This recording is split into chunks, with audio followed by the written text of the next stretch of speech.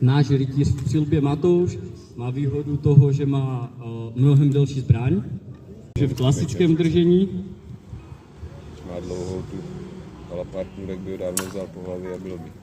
Vidíš, jak to má gumový marky, ten rytíř. a vidíte, že vůbec nebylo jednoduché se k takovému šermíři s kladivem dostat.